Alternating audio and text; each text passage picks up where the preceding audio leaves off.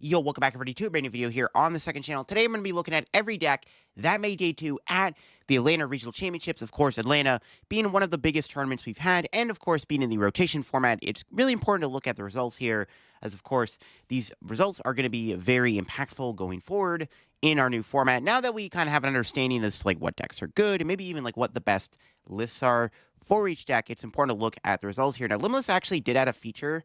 You can actually look at everyone's deck outside of day 2. I'm not going to do that because, I mean, I'm not looking through over 2,000 deck lists, okay? That would be a little ridiculous, right? We're just going to look at what made day 2, because at least, like, day 2 is, like, the most impressive feat you can get at a regional at the bare minimum.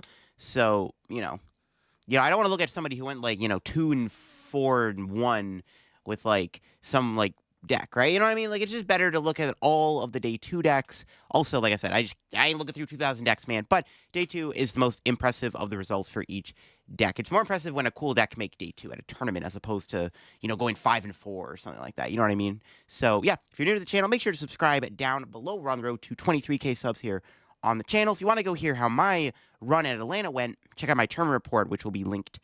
Well, you can check it out after this video. It's already on the channel. And I'll leave a link to Limitless down below in the descriptions. So yeah, here we go. Henry Chow won the tournament with Gardevoir.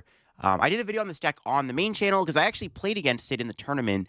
Isaiah Bradner is the one who built this deck and gave it to Henry. Henry, being the Gardevoir god himself, was able to take down the tournament here with Gardy. It's actually funny because Gardevoir was, I mean, it was still like getting hype before the tournament, don't get me wrong, but I think it was getting like clowned on a little bit. Like, oh my god, Gardevoir's not that good. Dragapult farms it. No, turns out Gardevoir actually is a top contender right now. It is one of the best decks that can use Budew and Monkey Dory, two very good cards right now. Having the Clefairy in the deck does make a difference against Dragapult, which was the most played deck in the room. And of course, the addition of Zoroark here within Henry's list was like kind of the replacement for Refinement.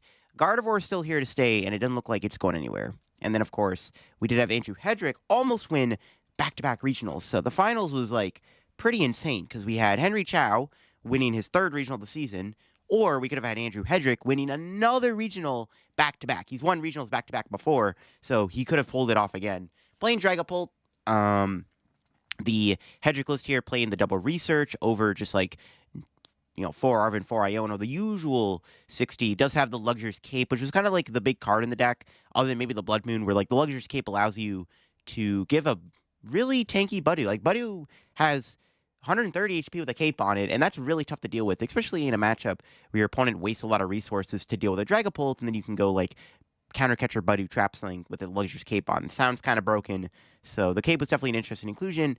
The Blood Moon was very good, too. Of course, we had more Dragapult in top 4. Dragapult dominated this tournament. It was the most played deck in the room both days. Not surprised to see that. We do see Dragapult here in top 4 with no Dusknoir opting to play Monkey Dory and a Genesect. Genesect's really interesting because you can shut off, opposing unfair stamps. You can shut off eSearch Pro, which is a huge big deal against Golden Go. So, really interesting inclusion. Shut off Secret Box, which is decent too. A lot of interesting stuff in that build. The top 4 had other Dusknoirless Dragapult, but this one was no Genesect. Did have Monkey Dory still, had Double Crispin, the Brock Scouting, all that stuff. And then we had another Dragapult Dusknoir in the top 8 here. The same Andrew Hedrick list, it looks like, with the Luxurious Cape and stuff. And then we had another Dragapult here. I think it was the same one. Yeah, same one as the one in top 8. A lot of the Dragapults in top 8 were like the same lists, like dual lists. It was kind of funny. So, Dragapult just, again, dominated the tournament. Just, it's insane how good the deck was for Atlanta. There was another Guardian top 8, though. This one's a bit different than Henry's list. Was playing Brilliant Blender as the ace-spec. Didn't play the Zoroark, obviously, but had the Blender, had Triple Monkey, Double Budew. The Clefairy Mew was still in there, obviously. Didn't play, like, Morty's Conviction or Turo or anything like that, but was still just, like, Gardevoir with the Blender. Just like what we saw before the tournament. There was a Terapagos that made it into top 8 here. The Terapagos Noctowl deck. This one is a bit different, though. There's no Cornerstone Ogre Pawn in the deck, so it's not really trying to be like a wall like it was before. It's actually using a Volcanion as a extra way to get damage. You have Volcanion, you have Monkey Dory, all ways to put more damage on the board. And you have the Bouffalants to, like, give your Terapagos more HP. Even plays a Pidgey on the deck for the addition to quick search for anything you need. I like the idea of Pidgeot. Because, like, I mean, Tropicals played Pidgeot before, why not still keep it in the deck? Even though, like, obviously it's harder to put into play when you get Buddooed, but still, Pidgeot could be pretty decent in a lot of other matchups when you get it out. It just sucks that Rare Candy is just kind of a useless card right now, but the Pidgeot definitely could have pulled its weight, and it's a really interesting list here. Really interesting take on the Terapagos deck. There was one Golden Go that made it into ASIM.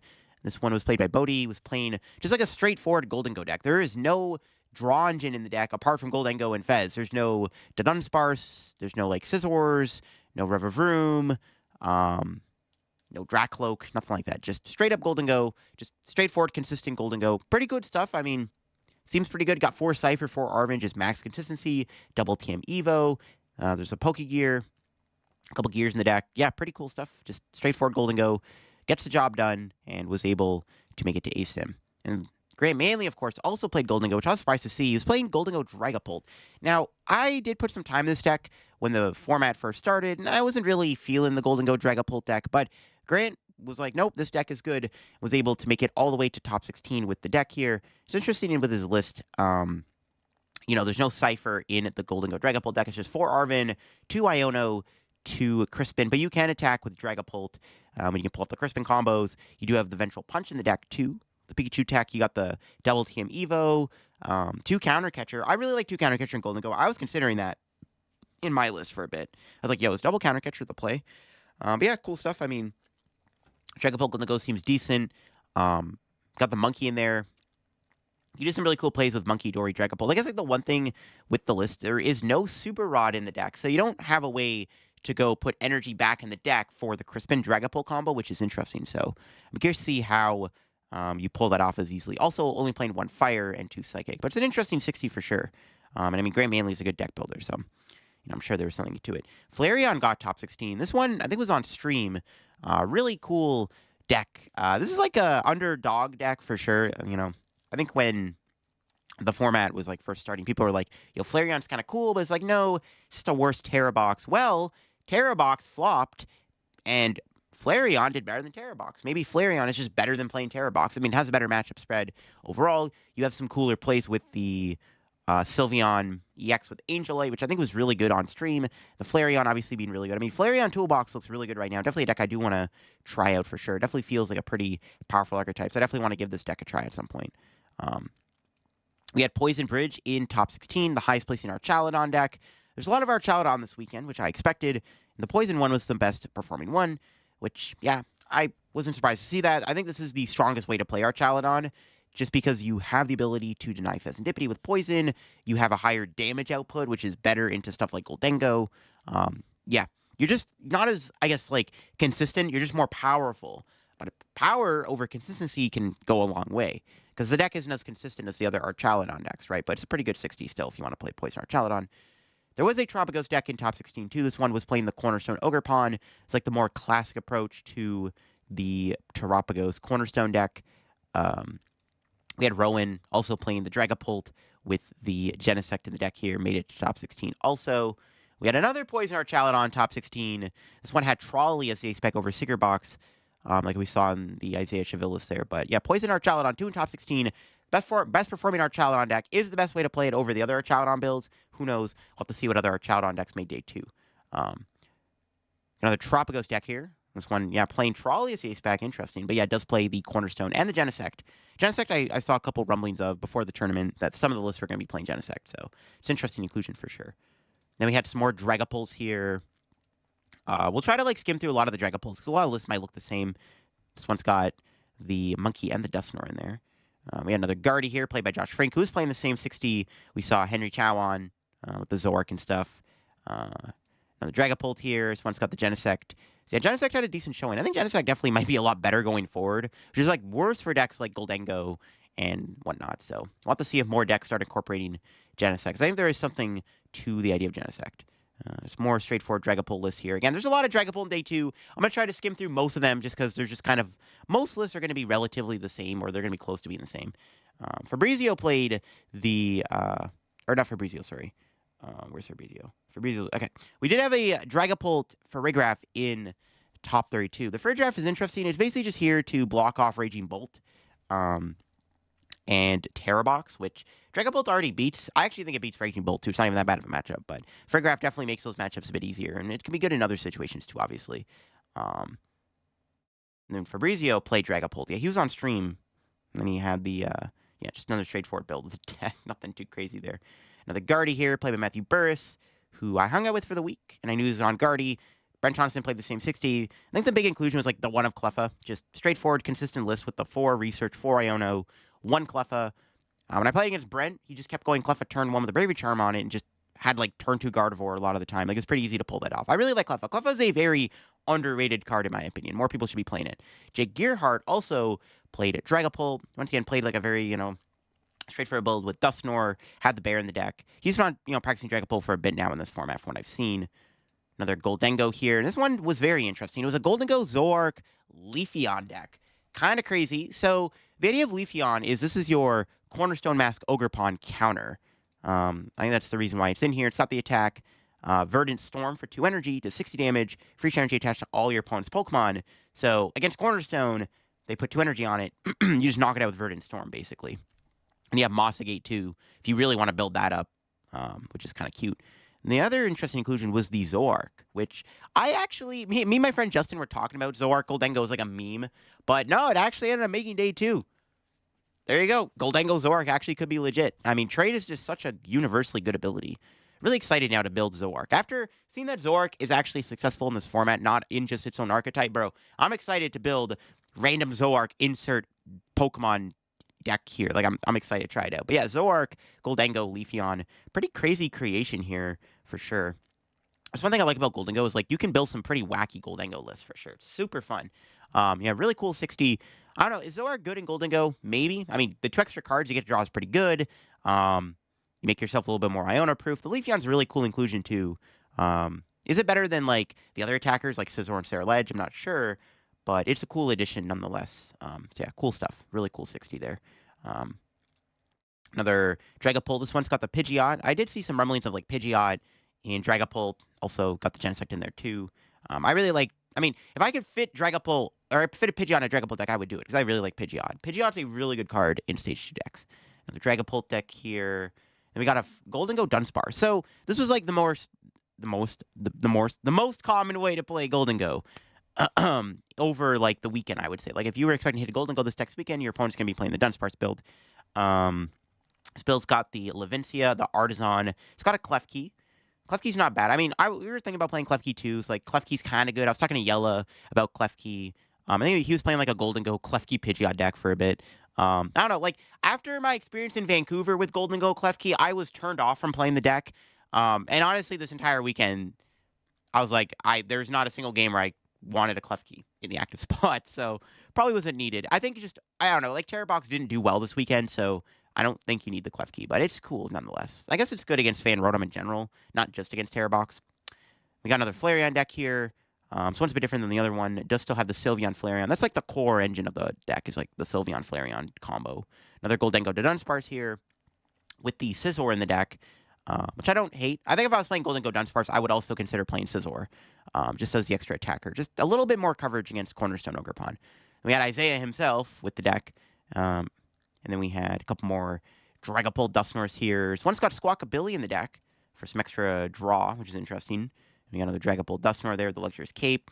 We did have a Charizard deck too, decent. It was Charizard Pidgeot to Dunsparce. So, a bit of an interesting take on the Charizard. There's some cool inclusions in here, like the Shiyu, which is good against Goldengo and Teal Mask. There's Klefki also in the deck here to try to stop Terrabox from, destroying you as easily. And the 2-2 to Dunsparce for the draw engine. Is that better than just not playing it? I don't know. Like, that's actually really interesting because, like, it's kind of like how Tord had the Bibarel in the Pidgeot deck, but instead it's like you have Dunsparce now for the more draw. I kind of like that. It's a really cool 60. Also, Grand Tree, the Ace Spec has a Mist Energy in there. It's a really cool Zard 60. I definitely want to try that out, too, at some point. And then another Flareon deck here. Once again, Flareon, it could be the super secret broken deck of this format. We have the highest place in Terrabox here, 39th place by Nick Moffitt. Again, Terrabox didn't have the best weekend. Honestly, even I overhyped it a little bit. I did expect the deck to still do decent in the tournament. I mean, it didn't do terrible. I mean, it still got like an okay placement, but it obviously didn't cash, which was a big deal.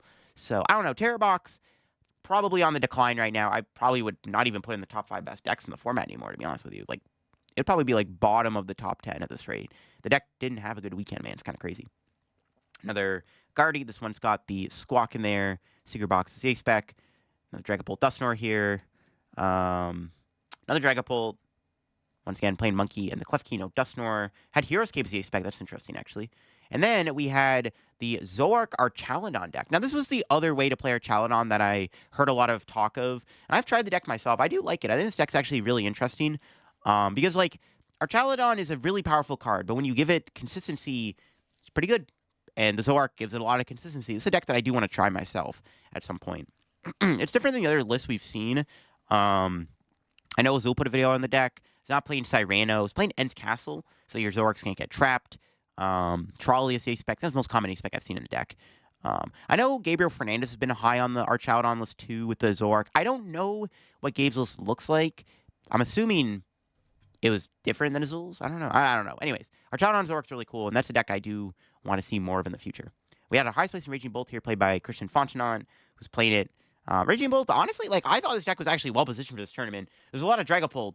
I know, like, I think Dragapult actually can still beat Raging Bolt, but I think the matchup is still kind of close for sure. Like, I think a Raging Bolt deck, if they don't get Budded into Oblivion, like, I think Raging Bolt still beats Dragapult more than, like, Goldengo, to be honest with you. It's just we didn't see Raging Bolt have the best showing. I don't think enough good players were playing it, which was the issue. I think it would have had a better conversion if more players were playing Raging Bolt. Like, if more top players were on the deck. I think it's a good deck. I think it's good. I actually also think it'd be Goldengo now because you can one-price board state with Fan Rotom. You don't have to put a two-pricer down, which is crazy. Another Dragapult with the Squawkabilly. Interesting stuff right there. Another Dragapult Dusknoir. The usual stuff. We had another Dragapult here. Double Monkey. And had the Genesect and the Klefki in the deck. So that's cool. And then another Terror Box deck. So they have another Terror Box here. The Terror Box 60s also kind of look similar. If the tournament was just all Terror Box Dragapult, it would have been like the same decks. The Terror Box deck was an Iron Thorns. Also heard some rumblings of Iron Thorns being good in Terror Box this weekend as like a way to just, like, stop some of the matchups where it's like needed, like Archaludon, Goldengo, stuff like that. But yeah, I don't know. Could be good in the Terror Box deck. The Iron Thorn is definitely interesting. Then we got even more Dragapult to look at here. Again, we're just gonna skim through most of the Dragapult list because, again, most of them are just gonna look the same. And, you know, there's like a gajillion Dragapult. It was 27% of day 2. Like, it was dominating the tournament, man. It was crazy. Broken deck, man. But it was a good card. Another Tropicos Noctowl deck. This one also playing in the Cornerstone. Also playing Prime Catcher. We've seen a lot of the Prime. I don't think we've seen a Tropicos list yet on the Scoop Up Cyclone, which was more common A-Spec in the deck. We got another Goldengo Dunsparce here. Played by Sammy, who I did play against in the tournament. More Dusknoir Dragapult stuff here. Let's just quickly go through these real quick. This one's got the Sparkling Crystal. No Unfair Stamp. This one's got a Cleffa. Interesting. I like Cleffa. It's not a bad idea. Another Goldengo Dunsparce. Kind of some of the stuff we saw earlier. And we had Goat Jackson Ford playing Poltzard here. I mean, he's somebody who always plays Charizard. He's playing the Dragapult Charizard deck. I think he was also on stream day 1. If you want to see some action with this deck. I do like Poltzard. It's obviously different than what I've been trying out with the Pidgeot stuff. But I don't know if the Pidgeot's is good anymore just because of Dragapult and Buddoo's dominance. But I do like the more slow approach right now. It's probably the best way to play the deck. Charizard isn't terrible because it probably does help against Gardevoir going forward. I would assume so anyways. I would assume that the Charizard makes the Guardy matchup a little bit more easier for Dragapult. So we'll have to see on that one. And we got Goldengo Dragapult once again, played by Caleb Gedimer. Then we had and Zoroark in day 2. Look at that. Oh, you'll love to see it. I said this deck was going to get top 32. Well, okay, my thumbnail, I said Zoroark was going to get top 32, and I was right about that. It won the tournament, but the entire deck itself did get top 64. That's really cool. Nothing crazy. NBC, no Petron, actually. No Blood Moon. Does have the Monkey. Place the Luxray Reversal, 3 Reversal, which I do like 3 Reversal, because you can lean more into, like, using Darmanitan and stuff. Playing 3 Research. Just a lot more draw in the deck. Really cool stuff. Yeah, that's awesome to see the deck do well. Another Dragapult here. Another Dragapult below it. Once again, just a lot of pull, man. Another Goldengo Dunsparce. Another Dragapult. And then we had another Archaludon Zoroark deck here in day 2. This one did have the Cyrano in the deck. Also, again, playing Trolley as the A-Spec to set up your board. Yeah, I like it. This deck's really cool. So definitely want to give it a try at some point. We got another Golden Go here. This one, yeah, my friend Mike was playing it. He was playing the Klefki's Pidgeot Sarah Ledge. This is what Yella was like trying to pitch to me at first. And I was like, I don't know about that. Because like my experience with Golden Go Klefki at Vancouver left a bit of a sour taste in my mouth because I didn't do very good in the tournament. Like I kept getting donked. And that was more like the deck not drawing well. But I don't know. I just didn't want to play Goldengo Klefki again. But I do like the idea of Pidgeot. I mean, Yellow was like, yo, Pidgeot's broken in the deck. I'm like, is it? And he's like, yeah. I'm like, okay. So really cool that at least one of these Golden Go Pidgeot stuff did make day 2. It's a really cool deck for sure. Speaking of Golden Go, there's another Golden Go Dunsparce below it here. Then we have another Raging Bolt here in day 2. Another Dragon Bolt Dusknoir. We got an Archaludon, a double deck with a Toedscruel. I don't hate the idea of Toedscruel. Does help against... well, it's good against a lot of decks. Showing off Night Stretcher and Retrievals is good. Not even just against like Goldengo. Stuff like that. Now the Tropicos deck here. Also playing Prime Catcher. Yeah, a lot of these Tropicos decks are playing the Prime Catcher over the Scoop Up Cyclone. It's interesting. Got another Dusknoirless Dragapult. Another Poison Archaludon here. The Secret Box being the A-Spec. Another Dragapult with the Genesect in the deck. Another Goldengo here. Also playing the keys and the Pidgeots. Just like key Pidgeot pile. Did pretty good. Kind of cool. Kind of cool. Kind of cool. More Dragapult. Another Raging Bolt with the Cornerstone in the deck. And we got another Guardy here once again. Playing the Blender for the A-Spec for the Turbo. And we got another Flareon with the Sylveon. Got the Tropicals. One Tuskegee in the deck. That's interesting to, I guess, like make it easier to find like Crispins and stuff. And supporters, another Guardy with a Zoroark, obviously. What we saw Henry play. Another Tropicos. Okay, this one's got the Scoop Cyclone in the deck. And the Genesect in there for the anti-Goldengo and stuff. And then we got the Secret Box Guardy, once again, playing a Mimikyu and a Klefki. I really like Klefki right now in Gardevoir, but I mean, we didn't see Henry play it, so maybe it's not optimal. I don't know. It was good against Terrabox, though, I would assume. Another Dragapult Goldengo here. This one's a bit different than what Grant played. Did have a couple Ciphers in the deck. We got a Goldengo Dunsparce once again. And then we got a bunch more Guardies here. Guardy here with the Secret Box. Then we got Brent Tonneson with the same 60 we saw earlier with the Secret Box. And then we had another Gardevoir to Dunsparce. This is like the other way I saw a lot of people playing at Gardevoir this weekend was playing it with the Dunsparce. As opposed to playing Zoroark or whatever, right? Or not playing any draw engine, just having like the Fez and stuff. But sometimes it's just not enough. Fez and Mew doesn't always carry you. Dunsparce does make your deck a lot more consistent. And yo, we got the Blaziken Greninja deck here in day 2. This is a really cool archetype. I really wanted to make a video on this deck, but I see a couple other people already got to me on YouTube before it, so I'm probably not going to do a video on this deck now, but it's a really cool deck nonetheless. Got a little bit of hype while I was away. I got day 2. Really cool. Greninja EX kind of seems broken. Mirage Barrage is great right now. There's no bench barrier. Any snipe attack seems decent. So it's cool to see this Blaziken deck get day 2. We'll have to see if any other cool Blaziken decks got day 2. Another Goldengo deck below it. And then we got this one with the double Scizor in the deck and the Brute Bonnet. And that's interesting. Goldengo Dunsparce here. Another Goldengo Dunsparce. This one also has a Scizor and the Brute Bonnet. The idea of Brute Bonnet basically is that you can like poison against Terrabox, and you can knock stuff out with poison damage and deactivate Fez, which is really interesting. We got another Zoroark deck in day 2. This one's a bit different. Doesn't play the Luxray. Does have Bear. And plays the Bombirdier EX. This is the first time Bombirdier is going to make a day 2 Limitless page. I think so. It's got the Attack Fast Carrier. If you go first, use the attack during your first turn, search your deck for 3 base Pokemon, and then put them onto your bench. So it just sets up your board really nicely, which is cool. And you got the double turrets. You can like pick it up and stuff if you have to. Another Tropicos Cornerstone deck. Once again, another Goldengo Dunsparce. And then another Archaludon Zoroark with a Klefki in the deck. And, yeah, still playing the Precious Trolley as the A-Spec. Another Dusknoirless Dragapult here. We got a Frostlass Monkey Dory deck in day 2. This one, pretty straightforward stuff. No Espath or anything. There might have been a couple of Espath or Frostlass in day 2 from what I've seen.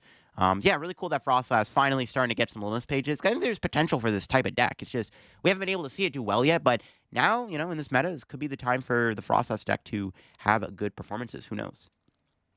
More Dragapult. Another Terrabox deck here. It's not a lot of Terrabox doing well, man. It's crazy. Flareon doing pretty good once again. This one has got the Tuskegee, like we saw earlier. We got another Terrabox there. Another Dusknoir. Another Tropicos. Once again, playing the Prime Catcher. More Dragapult. I already clicked on that. Oops. I went back. below that, we do have another Goldengo Dragapult deck, though. Cool stuff. That went a double safer. And then we got another Flareon deck with the Taskiri. All right, here we go. Yeah, Frostlass's Pathra. I knew there's a couple of these in day 2. I saw that. So yeah, another really interesting Frostlass archetype here, playing the Espathra, which is nice to have against the Terror Box matchup. Good against all their like basics like Raging Bolt and stuff. Just an annoying ability, right? Forcing your opponent to play 2 energy to attack you is pretty good. Really slows down the opponent. Still has like the double Devo, the triple Monkey and stuff, the triple Budu, but does have the Espathra in there. And obviously the Maractus being in the deck. There's 2 of them back to back here in day 2. It's really cool. This one's a different 60 though than the one above it, but it's pretty cool to see that deck in day 2. And then we got another Frostlass pile. We got Frostlass Dragapult in day 2. Another deck that I actually really like. I've done a video on this deck before, and it's actually a really powerful archetype. Just more spread potential with Frostlass is really good. It makes Phantom Dive more deadlier, which is really nice. Yeah, cool stuff. And we got another Dragapult Dusknoir there with a Squawk in the deck. Another Goldengo Dunsparce playing the one of Scizor. Another Dragapult there with the Genesect and the Monkey Dory.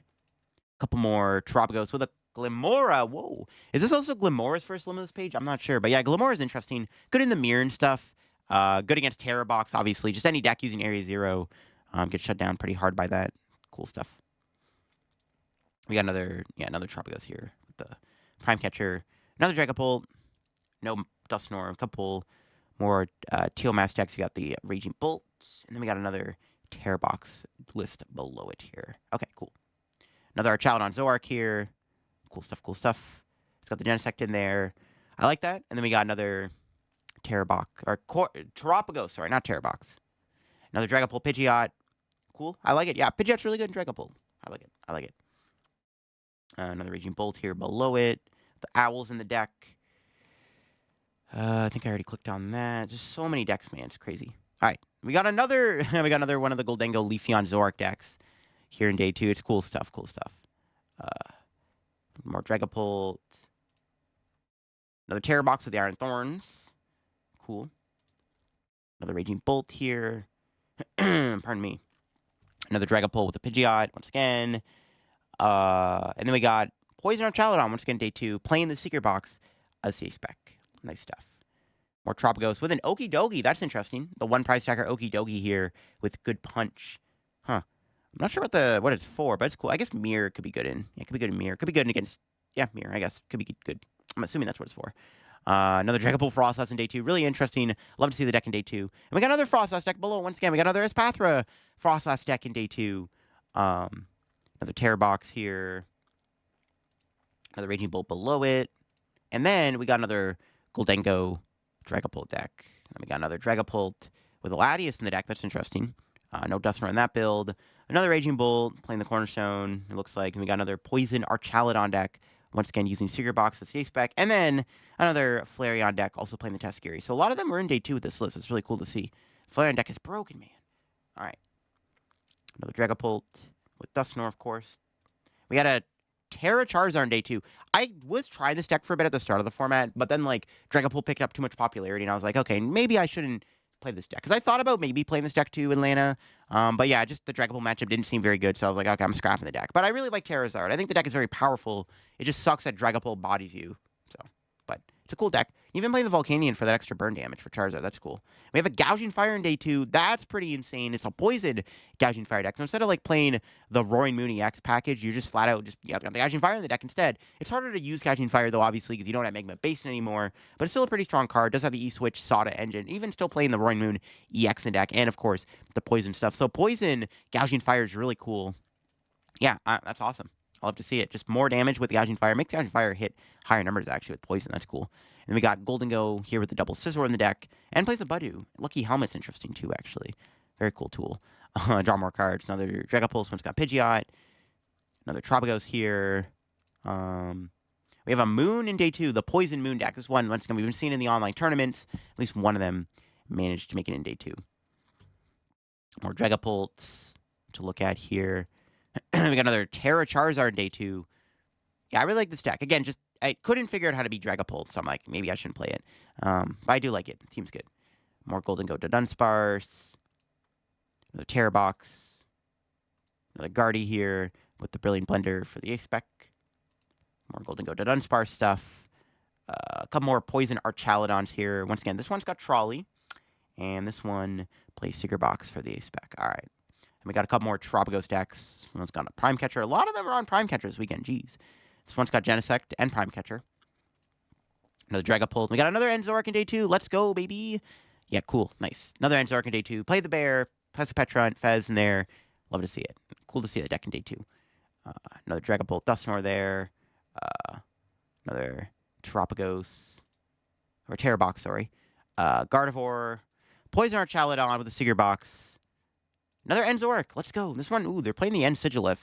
First day 2 limits page for this, I guess. I mean, well, okay, it's first day 2 limits page for all the Ends cards, but specifically the Sigilif, which I wouldn't expect to get that so quickly.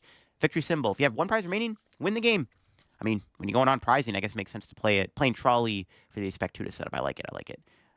Another Dragapult, more Tropicos. When I was playing Prime Catcher, they were all playing Prime Catcher. That's crazy. Another Guardy here in the Secret Box. Another Dragapult. And then a couple more Golden Go Dunsparces. This one's got the Scizor. And this one, just no Scizor or anything. Just straightforward. Okay. Another Terror Box deck with some crazy stuff. Pidgeot in the deck, which makes sense. I could see Pidgeot fitting. And then there's a Flamigo in the deck. I'm not sure what the Flamigo's for. I guess could be good in Mirror. Does 20 damage reach your opponent's bench Pokemon? So I guess maybe in Mirror it's good. You can build up, obviously, in 1 turn with Crispin. I guess they can attack Cornerstone.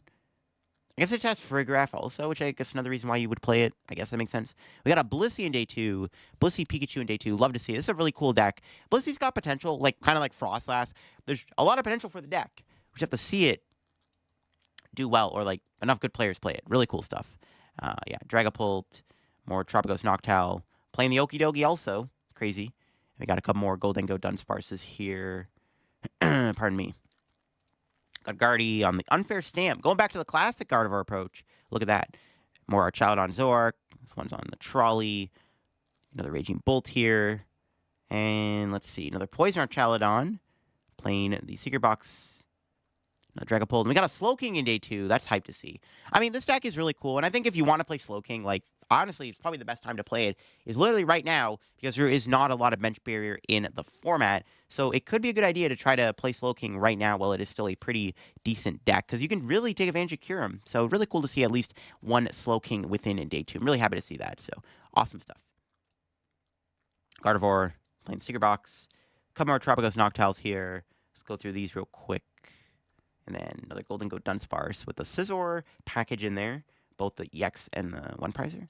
More Dragapult. Another Flareon in day 2 with the Victini, so you can do 10 more damage. So Burning Charge could do 140.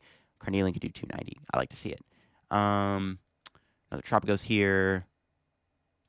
Looks like we got another Terror Box. All right. And then we got Dragapult with the 1/1 Pidgeot. Another Golden Go Dunsparce. And then, yeah, we got more Dragapult here. Another Dragapult Frostlass, actually. So that's cool. Another one of those in day 2. And then we got another Dragapult with Pidgeot here below it. And we got another Tropicos. Poison Archaludon. Wait, did I already click on these? Oh, I already did look at these. Oh, wait, did I? No, I didn't. Okay, I'm like trolling, bro. I'm like getting lost in the sauce. All right, I don't think all right, I thought I clicked on those decks already. I'm like, wait, what? I'm getting deja vu. Yo, Raging Bull, the 1/1 double. That's kind of spicy. Huh. That's interesting. Because, yeah, you can Sod and Gust in the same turn without Prime Catching. That's kind of cool. I like it. Golden Go Dunsparce. Terror Box there. Raging, yeah, another Terror Box. You got another Archaludon double deck. Just another straightforward Archaludon deck. We got another Golden Go here with the Scizor and stuff. And a Tatsugiri. Whoa, 3 Scyther. That's a lot of Scythers. Wow. Crazy. And the Guardy. Playing Secret Box. Another Golden Go Dragapult here in day 2. And then we got Golden Go Dunsparce below it. We got another Tropicos deck. Another Golden Go Dunsparce. Holy moly. More Tropicos Dunsparce. Oh my god. So much Golden Go Dunsparce and Tropicos. Crazy stuff. Okay, this Tropicos deck's a little bit different. It's playing Sparking Crystal and the Wellspring Ogre Pawn as opposed to like the Prime and the Unfair Stamp. Cool. Dusknoir, Dragapult once again. Another Golden Go the Scizors. There's a Poison Archaludon above it on the Secret Box. Another Raging Bolt. Another Terror Box here. We got another Golden Go here with the Ceruledge and the Pidgeot in the Klefki package. Crazy stuff, crazy stuff. Play by Hunter Butler. Wow, okay. And we got another Enzork below it with the one of Eternatus. I think this is there to attack Cornerstone Ogre Pawn because you can hit it for 90 for 1 energy. And then you can use Monkey Dory. But, like, the problem is Cornerstone, why doesn't one-shot it? I guess they can actually one-shot it with Monkey Dory. I'm not sure the Etern is very good. There's an Eerie in the deck. That's interesting. Kind of a forgotten card, to be honest. Eerie's kind of forgotten about right now. It's kind of interesting that was in there. Another Poison Moon here in day 2. A couple of those made in day 2. Another Dango Dunsparce. And then we got another Goldango here. Whoa, this one's cooking. Goldango with quad Klefki once again. And has the Eternus and a 1/1 line of Zoark for backup draw. That's crazy. It's a pretty crazy list. Playing 2 Turo too. I guess it makes sense. You're playing like the Klefkis and the Zoark and stuff. That's really crazy. Couple Zoark Goldango in day 2 is wild. Because, like, again, I was talking about that with my buddy as like meme, but hey, it turns out it could be good. Another Flareon here. This one's got the Tapu Koko in the deck. That was, like, I think the first Tapu Koko we've seen in day 2. Another Goldango, Zoark, Leafeon. Nice. Another Raging Bolt. Another Dragapult, Pidgeot deck there. Another Tropicos.